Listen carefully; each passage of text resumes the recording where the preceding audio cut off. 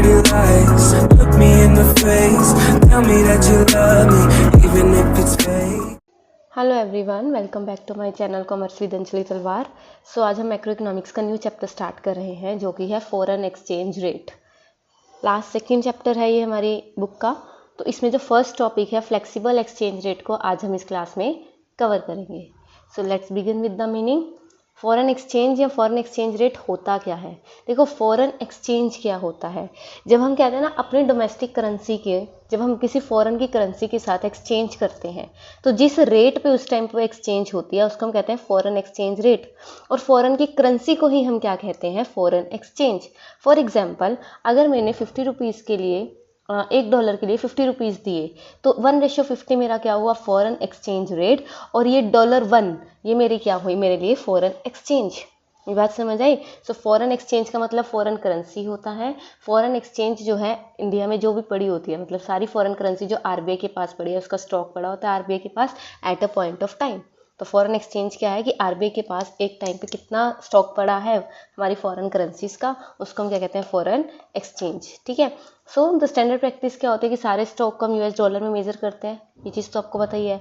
So rate क्या होगा, the rate at which domestic currency can be exchanged for a foreign currency is known as foreign exchange rate. For example, ये 1:50 वाला, इसको ना दो तरह से डिसाइड करते हैं। अभी फॉरेन एक्सचेंज रेट ये कैसे डिसाइड हुआ कि हमें ये 50 रुपीज़ ही क्या है यहाँ पे करने थे। ये कैसे डिसाइड हुआ कि 50 ही देने हैं $1 के लिए।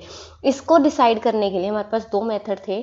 जो पहले चलता था वो था हमारा फिक्स्ड एक्सचेंज रेट। कौन सा था, fixed exchange rate. Fixed exchange rate जो कि हम नेक्स्ट क्लास में कवर करेंगे, जिसमें गवर्नमेंट डिसाइड करती थी कि क्या रेट रहेगा। लेकिन आजकल जो चलता है वो कौन सा है, फ्लेक्सिबल एक्सचेंज रेट। कौन सा चलता है बेटा, फ्लेक्सिबल एक्सचेंज रेट, जो कि हम आज इस क्लास में कवर करने वाले हैं। तो जो फ्लेक्सिबल एक्सचेंज रेट है ना, ये डिमांड एंड सप्लाई पे बेस होता है। जैसे हमने +1 में पढ़ा था मार्केट इकोनॉमी, जहाँ पे डिमांड और सप्लाई मिली वो रेट क्या है, इक्विलिब्रियम प्राइस हो गया और वो क्वांटिटी होगी। यही यहाँ पे क्या है, रेट ऐसे डिसाइड होगा। ये बात समझ आई। तो फ्लेक्सिबल एक्सचेंज रेट वो एक्सचेंज रेट है जो market force of demand and supply के अकॉर्डिंग डिसाइड किया जाता है। और जो परस्यू कर रहा है, हमारे यहाँ पे चल रहा है, वो फ्लेक्सिबल एक्सचेंज रेट ही चल रहा है। ठीक है। तो ये मैंने इसीलिए दिए हैं ताकि आपको पता हो फ्लेक्सिबल एक्सचेंज रेट क्या होता है। देखो, ये ध्यान रखना, इसके बहुत सारे नाम है। फ्लोटिंग रेट ऑफ एक्सचेंज भी इसी को कहते हैं, पार रेट ऑफ एक्सचेंज भी इसी को कहते हैं, इक्विलिब्रियम रेट ऑफ एक्सचेंज भी इसी को कहते हैं। ये जो है इसको फ्री एक्सचेंज रेट भी कहते हैं, क्योंकि ये free flow of demand and supply के अकॉर्डिंग क्या होती है, free flow of demand and supply के अकॉर्डिंग डिसाइड होता है ये रेट। तो मुझे एक बात बताओ, किसी भी चीज़ की डिमांड है उसका नेगेटिव रिलेशन होता है उसके रेट से। ये तो हमने पढ़ा ना, किसी चीज़ के प्राइस अप होंगे तो डिमांड डाउन जाएगी, और अगर किसी चीज़ के प्राइस डाउन होंगे तो डिमांड अप जाएगी। ये पढ़ा है ना हमने। तो इसीलिए इसका हमेशा क्या होता है, नेगेटिव रिलेशन। और यहाँ पे जो डिमांड लेनी है वो फॉरेन एक्सचेंज की लेनी है कि हमारे इंडिया के अंदर डॉलर की कितनी डिमांड चल रही है। ये बात समझ आई। और नेक्स्ट सप्लाई ले लेंगे, तो सप्लाई पॉजिटिव होती है। हमें पता है किसी चीज़ की प्राइस बढ़ेगी तो उसके सप्लाई भी बढ़ेगी, किसी चीज़ के प्राइस कम होंगे तो उसकी सप्लाई भी कम होगी। पॉजिटिवली रिलेटेड है, तो ये बन गया हमारी सप्लाई ऑफ फॉरेन एक्सचेंज। ये बात समझ आई। ये तो हम +1 में कर चुके हैं। डिमांड हमेशा डाउनवर्ड होती है क्योंकि उसका प्राइस के साथ नेगेटिव रिलेशन होता है, और सप्लाई अपवर्ड होती है। तो इक्विलिब्रियम रेट या पार रेट ऑफ एक्सचेंज कहाँ पे होगा, जहाँ पे ये दोनों मीट कर जाएंगी। ये मैंने डिमांड की लाइन बनाई, ये सप्लाई की बनाई, ये जहाँ पे मीट किया वो इक्विलिब्रियम, पॉइंट ऑफ इक्विलिब्रियम आ गया, ये रेट आ गया, और ये हमारा क्या आ गई, क्वांटिटी। ये बात समझ आई। तो इक्विलिब्रियम रेट आ गया और ये हमारी इक्विलिब्रियम क्वांटिटी आ गई। ऊपर रेट ऑफ एक्सचेंज लेना, इधर हमें supply and demand of foreign currency, ये DF और SF का मतलब है फॉरेन करेंसी की डिमांड एंड सप्लाई को लेना है। इजी। फ्लेक्सिबल एक्सचेंज रेट समझ आया, इसका मीनिंग समझ आया, जिसमें डिमांड एंड सप्लाई की जो मार्केट फोर्सेज है उसके अकॉर्डिंग रेट को डिसाइड किया जाता है। तो डिमांड हमेशा नेगेटिव होती है, हमें पता है, सप्लाई अपवर्ड होती है, तो जहाँ ये दोनों मिली इक्विलिब्रियम आया वहाँ पे रेट डिसाइड हो जाएगा। यहाँ तक समझ आया, ईजी है। अब यहाँ पे हमने पढ़ने हैं कि अगर बाई चांसली ये डिमांड या सप्लाई चेंज हो जाती है, इंक्रीज या डिक्रीज हो जाती हैं, तो उसका क्या इफेक्ट पड़ेगा हमारे एक्सचेंज रेट पे, हमारे रेट पे क्या फ़र्क पड़ेगा। उसके 5-7 केसेस हैं, आई थिंक 4-5 केसेस हैं, वो पढ़ लेते हैं।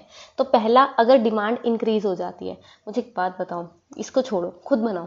देखो, ये बनाया हमने अभी, सप्लाई डिमांड फॉरेन करेंसी लिख लेना, ठीक है भाई।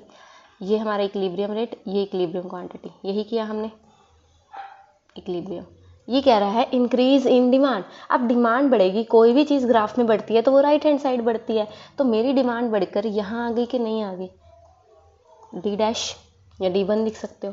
तो मेरी डिमांड मैंने क्या की, इंक्रीज़ कर दी, तो अब मेरा इक्विलिब्रियम ये हो गया, तो अब मेरा रेट ये हो गया और क्वांटिटी ये हो गई, रेट भी बढ़ गया और क्वांटिटी भी बढ़ गई। यही चीज़ हमें शो करनी है, समझ आई। और एक बात सुनो, अगर फॉरेन एक्सचेंज रेट इंक्रीज हो रहा है, अब यहाँ पे जो फॉरेन एक्सचेंज रेट है वो क्या हो रहा है, बढ़ रहा है, आपको दिखा ये एरो ऊपर की तरफ जा रहा है, तो रेट हमारा बढ़ा। रेट बढ़ने से हमें तो नुकसान है कि पहले हमें 60 रुपये देने पड़ रहे थे, अब हमें 70 रुपये देने पड़ रहे हैं, बात समझ आई। तो हमारा नुकसान है, इसको हम कहते हैं हमारी करेंसी की क्या हो रही है, depreciation, depreciation of the domestic currency. ये बात समझ आई। अगर रेट बढ़ रहा है तो हमारा नुकसान है डोमेस्टिक करेंसी का, है ना, करेंसी के रेट का, तो उसको हम कहते हैं डेप्रिसिएशन। ठीक है, चलो जी नेक्स्ट टॉपिक क्या है, डिक्रीज इन डिमांड। और अगर यहाँ पे डिमांड डिक्रीज हो जाए, अब खुद बताओ, अगर यहाँ पे डिमांड डिक्रीज हो गई तो अब पहले सप्लाई और डिमांड यहाँ बनी थी, अब डिमांड नहीं कहाँ बनेगी, यहाँ बन गई, तो डिमांड क्या होगी, डाउनवर्ड आ गई, जिसकी वजह से क्वांटिटी भी कम होगी और रेट भी कम हो गया। अब रेट कम हुआ है, रेट कम हुआ है तो इसको हम कहते हैं एप्रिसिएशन। रेट कम हो गया, पहले हमें 60 रुपये देने पड़ रहे थे, अब 50 देने पड़ रहे हैं, तो हमारा तो फ़ायदा हुआ, तो हमारे क्या हो गई, appreciation of domestic currency, right.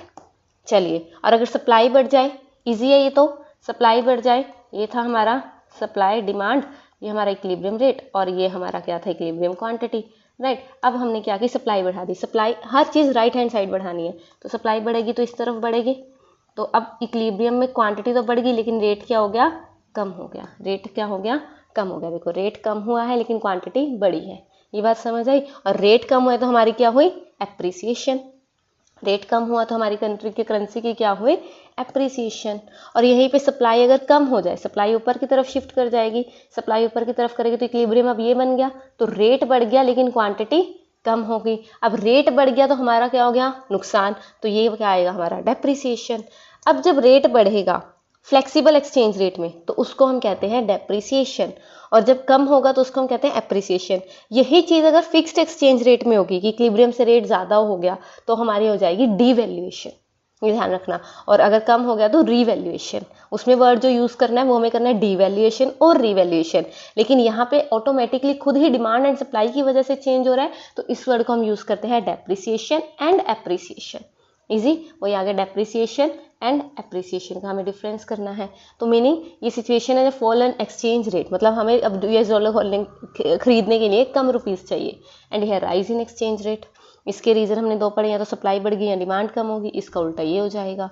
Example, पहले 60 रुपये दे रहे थे अब 50 दे रहे हैं, फ़ायदा हमारा, पहले 60 दे रहे थे अब 70 दे रहे हैं।